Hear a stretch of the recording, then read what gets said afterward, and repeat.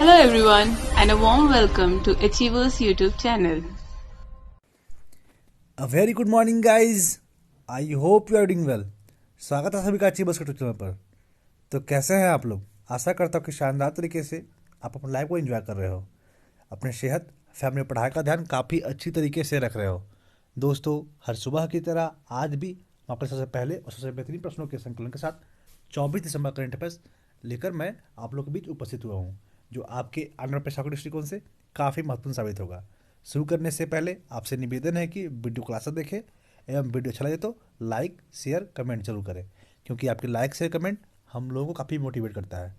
तो आइए बिना समय व्यर्थ किए बढ़ते हैं आज के पहले प्रश्न की तरफ। उससे पहले जो लोग हमारे चैनल से नए जुड़े हैं, जिन्होंने हमारे चैनल को सब्सक्राइब नहीं किया है, उनसे मेरा रिक्वेस्ट है प्लीज़ चैनल को सब्सक्राइब कर दे एवं बेल आइकन दबाकर ऑल पे टैप कर दे। उससे क्या होगा, जो भी हमारी तरफ से रेगुलर अपडेट होगा वो आपको सबसे पहले मिल सकेगा। ठीक है, चलिए आज के पहले प्रश्न को रुक करते हैं। पहला प्रश्न क्या है वो देखिए। राष्ट्रीय उपभोक्ता अधिकार दिवस कब मनाया जाता है? When is national consumers rights day celebrated?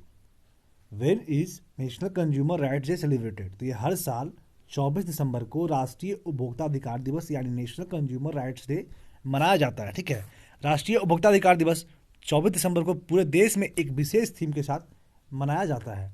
उपभोक्ता संरक्षण अधिनियम 1986 को इस दिन राष्ट्रपति की सहमति प्राप्त हुई थी। इसमें कोई संदेह नहीं है कि इस देश में उपभोक्ता आंदोलन में एक ऐतिहासिक मील का पत्थर माना जाता है। यह दिन उपभोक्ताओं के अधिकारों और जिम्मेदारियों के बारे में जागरूकता भी प्रदान करता है। तो ये हर साल 24 दिसंबर को नेशनल कंज्यूमर राइट्स डे मनाया जाता है। ठीक है, तो ये हमारा आज का पहला प्रश्न था। अब मूव करते हैं अगले प्रश्न की तरफ। अगला प्रश्न है, हाल ही में वैज्ञानिकों को किस महासागर में ब्लू व्हेल की एक नई आबादी मौजूद होने की सबूत मिले हैं? Recently scientist have found evidence of new population of blue whales in which ocean? तो ये पश्चिम हिंद महासागर में ब्लू व्हेल की एक नई आबादी मौजूद होने की सबूत मिली है, जो कि वैज्ञानिक के द्वारा देखा गया है कि पश्चिम हिंद महासागर में ब्लू व्हेल की एक नई आबादी मौजूद हो रही है। ठीक है, इस आबादी को पहली बार खोजा जा रहा है। इकोलोकेशन व्हेल कम आवृत्ति की आवाज़ें पैदा करती है। ये ध्वनियाँ मनुष्य के श्रव्य श्रेणी में है। ठीक है, ये जो है इकोलोकेशन व्हेल है। ठीक है, जो कि पश्चिम हिंद महासागर में देखने को मिल रहा है। ठीक है, तो ये आज का दूसरा प्रश्न था। मूव करते हैं अगले प्रश्न की तरफ। अगला प्रश्न है, मोस्ट वैल्यूएबल नेशन ब्रांड इन 2020 में भारत की रैंकिंग क्या है? What is India's ranking in most valuable nation brand इन 2020? तो भारत का स्थान है 7th। कौन सा आपका रैंकिंग है? मोस्ट वैल्यूएबल नेशन ब्रांड्स इन 2020। तो कौन सा स्थान है भारत का? 7th है। इसमें जो टॉप किया है उसका वो कंट्री का नाम है यूएस। ठीक है, सबका फेवरेट और यह हर कुछ में टॉप करने वाला यूएसए है, जो कि इसमें भी यानी मोस्ट वैल्यूएबल नेशन ब्रांड में भी टॉप किया है। और सेकंड पे चाइना है। ठीक है, और भारत का स्थान कौन सा है? 7th है। तो ये हमारा आज का तीसरा प्रश्न था, जो कि मोस्ट वैल्यूएबल नेशन ब्रांड इन 2020 से था, जो कि भारत का स्थान 7th था। ठीक है, अगला प्रश्न देखते हैं। प्रशांत महासागर का चौराहे के नाम से मशहूर हवाई आइलैंड के किस ज्वालामुखी में भूकंप के कारण विस्फोट हुआ? Which is the following volcano of Hawaii island known as the crossroads of the Pacific Ocean has exploded due to earthquake? उसका नाम है किलाउ वोल्केनो। किलाउ वोल्केनो जो है वो प्रशांत महासागर के चौराहे के नाम से मशहूर हवाई आइलैंड के एक मतलब पार्ट है, जहाँ पे आपका भूकंप के कारण विस्फोट हुआ। ज्वालामुखी में भूकंप के कारण विस्फोट हुआ। क्या नाम है? Kilauea volcano. The Kilauea volcano was last active in 2018 due to an earthquake. Empty Kilau is the second youngest volcano of the Hawaii hotspot और it is the most active of the 5 volcanoes that form the island of Hawaii। ठीक है, तो ये कौन सा है? Kilauea volcano, जो कि आपके प्रशांत महासागर के चौराहे के मशहूर हवाई आइलैंड के पार्ट था, जहाँ पे आपका ज्वालामुखी में भूकंप के कारण विस्फोट हुआ। ठीक है, तो ये हमारा चौथा प्रश्न। अगला प्रश्न है, कौन सा देश हिंद महासागर रिम एसोसिएशन IORA का 23वां सदस्य बन गया है? Which country has become the 23rd member of the Indian Ocean Rim Association IORA? तो फ्रांस जो है वो IORA यानी हिंद महासागर रिम एसोसिएशन का 23वां सदस्य बन गया। अच्छा, IORA क्या है? हिंद महासागर रिम एसोसिएशन क्या है? इसको बनाने का उद्देश्य क्या था? तो यह संघ क्षेत्रीय सहयोग और अंतर महाद्वीपीय व्यापार में तेजी लाने के उद्देश्य से हिंद महासागर के 3 प्रायद्वीप, एशिया हो गया, उसके बाद अफ्रीका हो गया और ऑस्ट्रेलिया हो गया। तीनों को एक मंच पर एक साथ लाता है, ठीक है। तो ये जो है वो हिंद महासागर रिम एसोसिएशन है, जो कि फ्रांस जो है वो इसका 23वां मेंबर बन गया है, ठीक है। तो अब फ्रांस इसका मेंबर बना है, तो फ्रांस के बारे में जो भी इंपॉर्टेंट फैक्ट्स है वो देख लीजिए। कैपिटल इसका हो गया पेरिस, आप लोग सबको पता होगा। और प्रेसिडेंट कौन है? Emmanuel Macron. Prime minister Castex है, जीन कैस्टेक्स। और अपर हाउस को बोलते हैं सीनेट, लोअर हाउस को बोलते हैं नेशनल असेंबली। और करेंसी कौन चलता है? यूरो, ठीक है। तो ये आपका फ्रांस के बारे में फैक्ट्स था। अब ये देखिए कि जो फ्रांस है वो किस किस अन्य देश से बाउंड्री टच करता है। तो आप लोग मैप में यहाँ स्पष्ट आप लोग को दिख रहा होगा, ये जो है वो आपका पूरा फ्रांस का एरिया है। ऊपर इधर जर्मनी से टच कर रहा है, लग्जमबर्ग से, बेल्जियम से, स्विट्जरलैंड से, इटली से, ठीक है। और इधर आपका देख लीजिए, ये इधर इंग्लिश चैनल है। फिर बे ऑफ बिस्के, इधर स्पेन एक कंट्री है, उससे कर रहा है, ठीक है। अब कोई कंट्री यहाँ बच नहीं रहा है, ये गल्फ ऑफ लियन है, ठीक है। तो ये कुछ कंट्री था जिससे फ्रांस का बाउंड्री टच होता है, ठीक है। यहाँ पे पेरिस है जो कि फ्रांस का राजधानी है। अब मूव करते हैं अगले प्रश्न की तरफ। उससे पहले एक प्रश्न मैं आपसे पूछता हूँ कि जो इंडियन कॉन्स्टिट्यूशन है, इंडिया का जो कॉन्स्टिट्यूशन है, उसमें फ्रांस से क्या लिया गया है?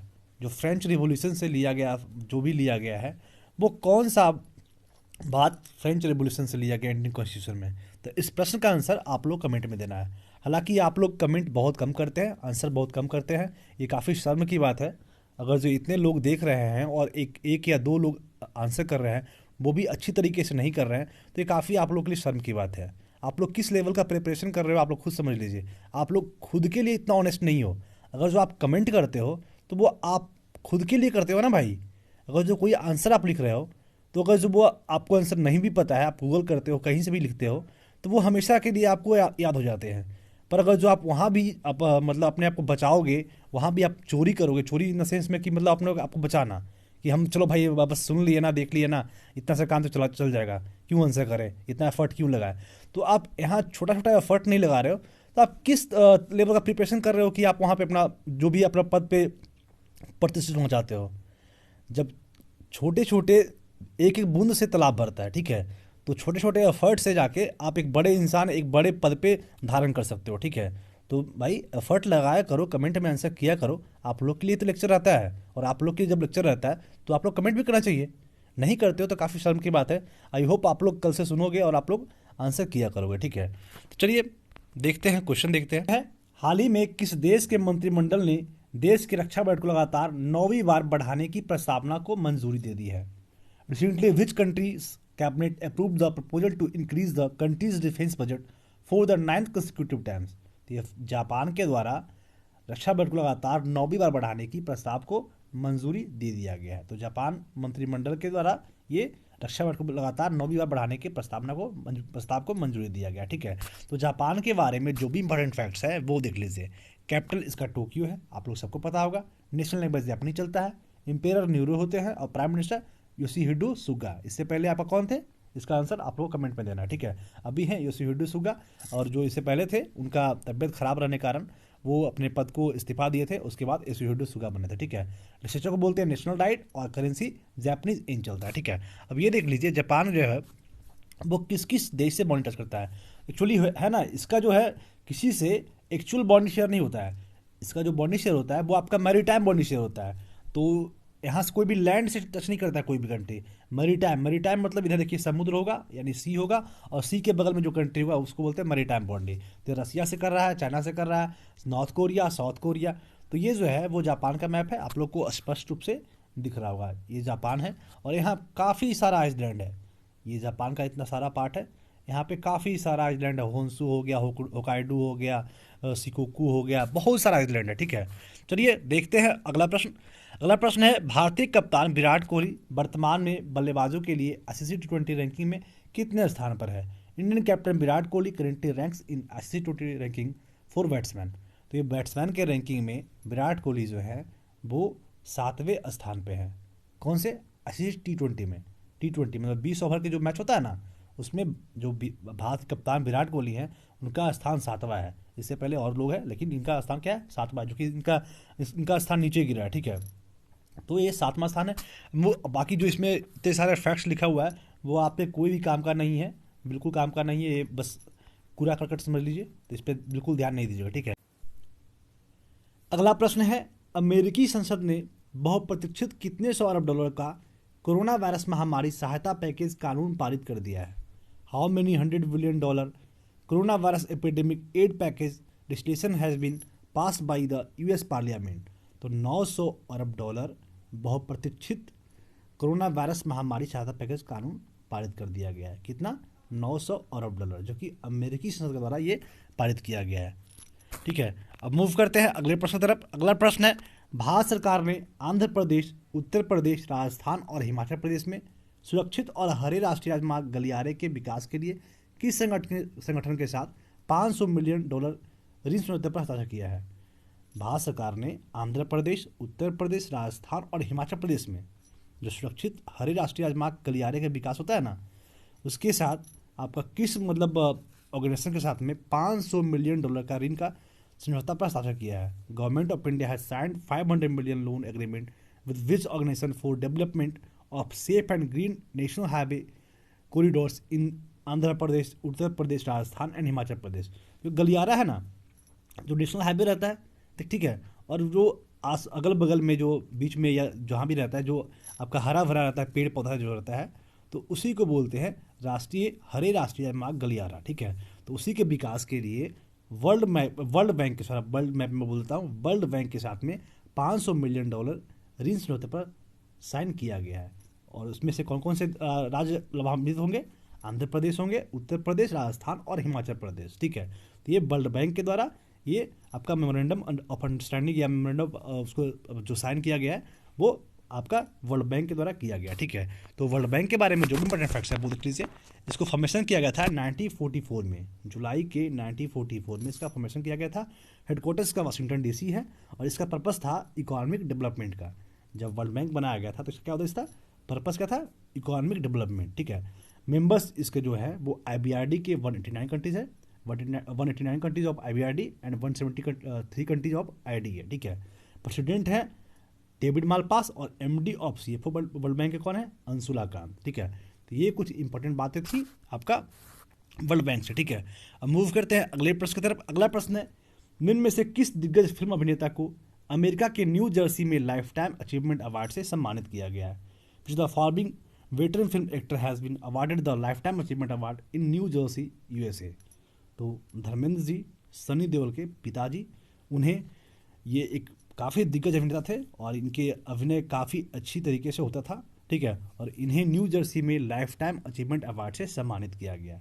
इन्हें किया गया? धर्मेंद्र को, ठीक है। अब मूव करते हैं अगले प्रश्न की तरफ। अगला प्रश्न है, राष्ट्रीय पुरस्कार से सम्मानित हाल ही में किस फिल्म निर्देशक व वरिष्ठ अभिनेता का दक्षिण कोलकाता में निधन हो गया? National film awardee, which film director and senior actor recently passed away in south Kolkata? तो इनका नाम जगन्नाथ गुहा जी है, ठीक है। ये एक वरिष्ठ अभिनेता एवं एक फिल्म निर्देशक थे, मतलब मूवी डायरेक्टर थे, जिनका दक्षिण कोलकाता में निधन हो गया। ये राष्ट्रीय पुरस्कार से भी सम्मानित थे। क्या नाम था इनका? जगन्नाथ गुहा। जगन्नाथ गुहा को साल 1986 में फिल्म मित्रा केतन बिलानद के निर्देशक के लिए राष्ट्रीय पुरस्कार से सम्मानित किया गया था। इन्होंने दिवंगत बांग्ला फिल्म अभिनेता सौमित्र चटर्जी के साथ कई नाटकों में अभिनय किया था। वे नाटक मंडली जिगरी के सलाहकार भी थे, ठीक है। जगन्नाथ गुहा सत्यजीत राय फिल्म एंड टेलीविजन इंस्टीट्यूट के पूर्व डीन व शॉर्ट फिल्म एसोसिएशन के संस्थापक सदस्य थे। तो ये थे जगन्नाथ गुहा, जिनका हाल ही में निधन हुआ। भगवान इनकी आत्मा को शांति दे, ठीक है। अगला प्रश्न देखते हैं, देश की संसद बजट पारित करने की समय सीमा को पूरा करने में विफल होने पर किस देश की सरकार गिर गई? Which country's government fail when the country's parliament fail to meet the deadline to pass the budget? तो इजराइल देश की सरकार गिर गई जब उसके देश में समय सीमा जो है निर्धारित किया जाता है, उस समय बजट पास नहीं किया गया था। इस कारण से इजराइल की जो सरकार थी वो गिर गई। यानी मतलब पहले जो सरकार थे, जो गवर्नमेंट थे, वो उनको इस्तीफा देना पड़ा, ठीक है। समय सीमा पूरा करने में विफल होने के कारण इन्हें ये आपका सरकार को मतलब सत्ता से हटना पड़ा, ठीक है। तो इजराइल का बात है, तो इजराइल के बारे में जो भी इंपॉर्टेंट फैक्ट्स है वो देख लीजिए। कैपिटल इसका हो गया जेरूसलम और जो इसका करेंसी है वो इजराइल से केल चलता है, ठीक है। प्राइम मिनिस्टर बेंजामिन नेतन्याहू हैं और ये है आपका इजराइल का मैप, ठीक है। बाकी आप लोग को पता होगा गाजा इधर गाजा स्ट्रिप है, इधर आपका इजिप्ट है, इधर इजराइल का पूरा ये वेस्ट बैंक, गाजा स्ट्रिप्स और वेस्ट बैंक में हमेशा फाइट होते रहता है। यहाँ पे हमास और फतेह दो कम्युनिटी है और यहाँ पे दोनों में हमेशा लड़ाई होती रहती है। तो ये आपका इजराइल का, ठीक है, इजराइल का ये मैप है, आप लोग को सबको स्पष्ट दिख रहा होगा। और यहाँ काफ़ी देश के साथ राजनीति किया जाता है, लेबनान और आपका इजराइल का जो इशू होता है वहाँ पे आपका अपना सब जो एम्बेसी वगैरह बनाते हैं ना, तो इस कारण से बहुत ज़्यादा इशू होता है। ये है आपका वेस्ट बैंक, ये भी काफ़ी लड़ाई के मुद्दे में शामिल रहता है। जेरूसलम तो रहता ही है, लेबनान तो रहता ही है। तो ये कुछ बातें थी आपके इजराइल के बारे में। अब मूव करते हैं अगले प्रश्न की तरफ। अगला प्रश्न है, ओप्पो ने भारत में पहली 5G इनोवेशन लैब कहाँ स्थापित की है? Where has Oppo set up the first 5G innovation lab in India? Oppo और वीवो ये दोनों चाइनीज़ कंपनी है, ठीक है। और ये जो हैदराबाद में पहली 5G इनोवेशन, 5G अभी 4G आप लोग यूज़ कर रहे हो, 4G में इतना सारा स्पीड देता है कि आप लोग अपना टाइम को अच्छी तरीके से वेस्ट करते हो। यूटिलाइज़ तो करते नहीं हो बिल्कुल, क्योंकि यूटिलाइज़ करते तो कमेंट में आंसर तो जरूर देते। इतना बिजी आपका शेड्यूल है कि आप भाई पढ़ाई का चीज़ में भी आप अपना एफर्ट नहीं लगाते हो, तो यूटिलाइज़ तो करते नहीं होगे, तो टाइम तो वेस्ट ही करते होगे। यूट्यूब पे आपका जो भी चलता रहता होगा, चलो जो भी चलाओ, पर अगर जो सही काम में चीज़ें लगा रहे हो ना, तो वो आपको आगे ले जाएगी, ठीक है। हर सिक्के का दो पहलू होता है, वो डिपेंड करता है कि आप किस तरीके से उस चीज़ को यूज़ कर रहे हो, ठीक है। मोबाइल भी है, डेटा भी है, तो अगर जो आप उसको पढ़ाई में यूज़ कर रहे हो देन आपको वो आगे ले जाएगी। अगर जो आपको खेल खिलाफ में कर रहे हो तो वो आपको ऑफकोर्स है कि पीछे करेगा, ठीक है। तो ये जो है वो ओप्पो की 5G इनोवेशन लैब जो है वो आपका हैदराबाद में स्थापित हो रहा है, ठीक है।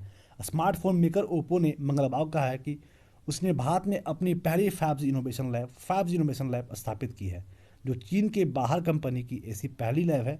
कंपनी हैदराबाद स्थित रिसर्च एंड डेवलपमेंट सेंटर में कैमरा, पावर और बैटरी के साथ परफॉर्मेंस के मामले में इनोवेशन के लिए 3 और लैब स्थापित करेगी। तो ये हैदराबाद में 5G इनोवेशन लैब की स्थापना हो रही है। तो बहुत जल्द आई थिंक जब काम हो रही है तो 5G भी बहुत जल्द आने वाली है, ठीक है।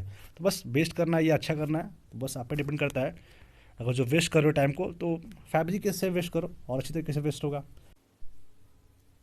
अगला प्रश्न है, केंद्रीय पर्यावरण, वन और जलवायु परिवर्तन मंत्रालय ने हाल ही में भारत में तेंदुए की स्थिति 2018 रिपोर्ट जारी की है। इस रिपोर्ट के अनुसार देश में तेंदुए की आबादी में कितने % की वृद्धि हुई है? The union ministry of environment, forest and climate change has recently release the report leopard status in India 2018. According to the report, how much percentage of leopard population has increased in the country? ये 60% increase हुआ है। ये जो कि केंद्रीय पर्यावरण, one और जलवायु परिवर्तन मंत्रालय के द्वारा ये न्यूज़ आया है, दिया गया है कि भारत में तेंदुए की स्थिति जो 2018 का रिपोर्ट जारी किया गया है, इस रिपोर्ट के अनुसार तेंदुए की आबादी में 60% की बढ़ोतरी हुई है, ठीक है, 60% की वृद्धि हुई है। सबसे ज़्यादा तेंदुआ का अनुमान दर्ज करने वाला राज्य मध्य प्रदेश, कर्नाटक और महाराष्ट्र है, ठीक है। तो ये इतने इंपॉर्टेंट फैक्ट्स है, ठीक है। बाकी के सब कूड़ा करकट है जिसको आपको बिल्कुल नहीं देखना है और ये आपके एग्जाम में कभी भी नहीं आएगा, ठीक है। तो ये 60% का वृद्धि हुआ किस चीज़ का? तेंदुए की आबादी में, ठीक है। अब मूव करते हैं अगले प्रश्न की तरफ। अगला प्रश्न क्या है वो देखिए, किस राज्य सरकार ने पारंपरिक बुल टैमिंग खेल जल्लीकट्टू को कुछ प्रतिबंध के साथ रखने की अनुमति दी है? यानी जल्लीकट्टू का जो गेम होगा वो तो होगा ही, क्योंकि अगर जिस पे बैन करती है सरकार तो हमेशा कन्फ्लिक्ट होते रहता है, कभी काफ़ी ज़्यादा गर्म मुद्दा हो जाता है और मतलब इस पे लोगों के द्वारा काफ़ी प्रतिक्रिया किया जाता है, ठीक है। तो ये जल्लीकट्टू जो गेम है वो बिल्कुल रोका नहीं जाएगा, लेकिन उस पर कुछ टर्म एंड कंडीशन दिया गया है। टर्म कंडीशन क्या है? सबसे पहले ये देखते हैं कि किस राज्य सरकार के द्वारा ये आपका जल्लीकट्टू के कुछ प्रतिबंधों के साथ रखने की अनुमति दिया गया। तो ये तमिलनाडु के साथ में, तमिलनाडु सरकार के द्वारा ये किया गया। तो अब ये टर्म कंडीशन क्या है? तो सरकार के दिशा निर्देशों के अनुसार आयोजन में भाग लेने वाले खिलाड़ियों की संख्या 150 से अधिक नहीं हो सकता है। मतलब जितने लोग अगर जो शामिल होंगे तो उसमें जो पार्टिसिपेंट्स का जो संख्या होगा 150 से ज़्यादा नहीं हो सकता है। और सभी खिलाड़ियों के लिए कोविड-19 नकारात्मक प्रमाण पत्र अनिवार्य है। जो भी आपके इस गेम में पार्टिसिपेट करेंगे उनको कोरोना वायरस का मतलब आपको एक बार चेकअप कराना पड़ेगा, और जो लोग निगेटिव पाए जाएंगे उन्हीं लोगों को ये गेम में पार्टिसिपेट करने का मौका दिया जाएगा, ठीक है। तो ये तमिलनाडु सरकार के द्वारा ये सब घोषणा किया गया है। तो तमिलनाडु का बात है, तो जो भी इंपॉर्टेंट फैक्ट्स तमिलनाडु के बारे में वो देख लीजिए। कैपिटल उसका हो गया चेन्नई, और इसका नया सिटी भी इसका कौन सा है? चेन्नई ही है, ठीक है। डिस्ट्रिक्ट कुल 38 है और गवर्नर बनवारीलाल पुरोहित है। चीफ मिनिस्टर एडीपी के पलानीस्वामी है। इन्हीं के में 234 सीट है और लोकसभा में 39 सीट है। राज्यसभा में 18 सीट है और एरिया रैंकिंग कितना है? 10th है। पॉपुलेशन रैंकिंग 6th है। और यहाँ पे कुछ इंपॉर्टेंट सबाक है। गुनिटिया नेशनल पार्क हो गया, Gulf of Mannar Marine National Park हो गया, Indira Gandhi Anamalai National Park, Mudumalai National Park और मुखूती नेशनल पार्क। मुदुमलाई, अनामलाई और Gulf of Mannar Marine National Park, ये 3 जो है वो काफ़ी इंपॉर्टेंट है। ठीक है, अब ये देखते हैं कि तमिलनाडु जो है वो भारत के किस राज्य से बॉर्डर टच करता है। देखिए काफ़ी अच्छा मैप है, पूरा कलरफुल मैप है। तो देख लीजिए यहाँ पे आपका जो तमिलनाडु है वो भारत के किस किस राज्य से बॉर्डर टच करता है। तो ये तमिलनाडु है, केरला से कर रहा है, कर्नाटका से कर रहा है और इधर आंध्र प्रदेश से कर रहा है।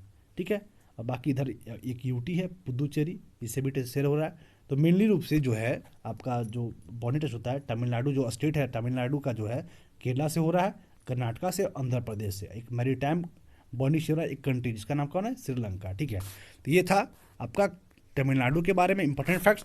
अब मूव करते हैं अगले प्रश्न की तरफ। उससे पहले ये बताइए, जो यहाँ पे एक स्टेट है, कौन सा स्टेट है, मतलब स्टेट कह सकते हो कि मतलब आपका भारत और श्रीलंका को जो एक दूसरे से अलग करती है, जोड़ती है, वो कौन सा रेखा है। तो उस रेखा का नाम आप लोग को बताना, उस लाइन का नाम आप लोग को बताना है। ठीक है, अगला प्रश्न देखते हैं।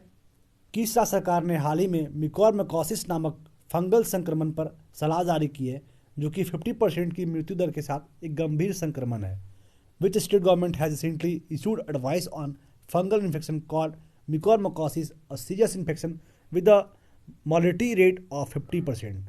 तो ये गुजरात राज्य सरकार के द्वारा हाल ही में म्यूकोरमाइकोसिस नामक फंगल संक्रमण पर सलाह जारी किया है, जो कि 50% मृत्यु दर के साथ में एक गंभीर संक्रमण है। ये प्रतिरक्षा प्रणाली के से समझौता करता है। यह चेहरे के क्षेत्र में लगातार सिरदर्द और भारीपन के साथ एक दुर्लभ कवक संक्रमण है, यानी एक कवक संक्रमण है।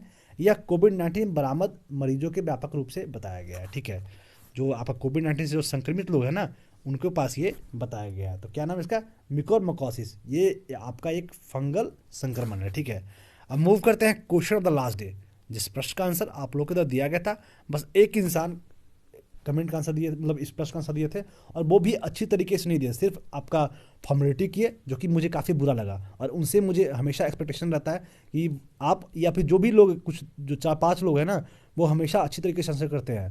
अगर जो वो नहीं करते हैं तो मुझे काफ़ी निराशा उन लोगों से मिलता है। ठीक है, तो आप लोग से उम्मीद रहता है कि आप लोग अच्छा तरीके से आंसर किया कीजिए। मैं कल भी 2-3 प्रश्न पूछा था, लेकिन सिर्फ एक आंसर उनके द्वारा दिया गया था, सिर्फ इस प्रश्न का आंसर दिया गया था। तो मैं काफ़ी हताश और काफ़ी परेशान हुआ था। चलिए, आप लोग अपना काम कीजिए, मैं अपना काम करता हूँ। ठीक है, मैं कहूँगा आपको हमेशा करने का, बाकी आप तो अपना मालिक हैं, आप तो आपका जो दिल करेगा वही करोगे ना भाई। तो क्वेश्चन क्या था, प्रधानमंत्री 26 दिसंबर 2020 को किस राज्य के शासित प्रदेश में सेहत स्वास्थ्य बीमा योजना लॉन्च करेगी। Which state union territory will the prime minister launch health सेहत इंश्योरेंस स्कीम ऑन 26 दिसंबर 2020। तो ये जम्मू कश्मीर में प्रधानमंत्री 26 दिसंबर 2020 को सेहत स्वास्थ्य बीमा योजना लॉन्च करेगी। ठीक है, तो कहाँ किया जाएगा, जम्मू कश्मीर।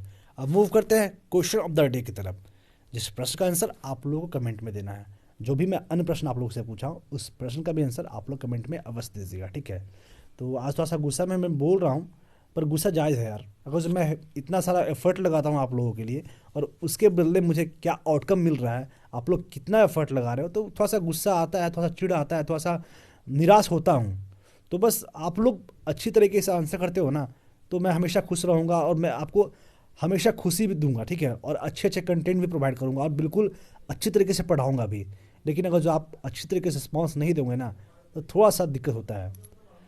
क्वेश्चन अब देखते हैं कि हाइपरसोनिक विंड टनल SWT प्रशिक्षण सुविधा प्राप्त करने वाला तीसरा देश निम्न में से कौन सा देश बन गया है। Which of the following country has become the third country to receive a hypersonic wind tunnel SWT test facility. Option A Nepal, option B Pakistan, option C Bangladesh और ऑप्शन डी भारत। तो इस प्रश्न का आंसर और भी मैं जो अन्य प्रश्न पूछा हूँ, उस प्रश्न का आंसर आप लोग कमेंट में अवश्य दीजिएगा। ठीक है।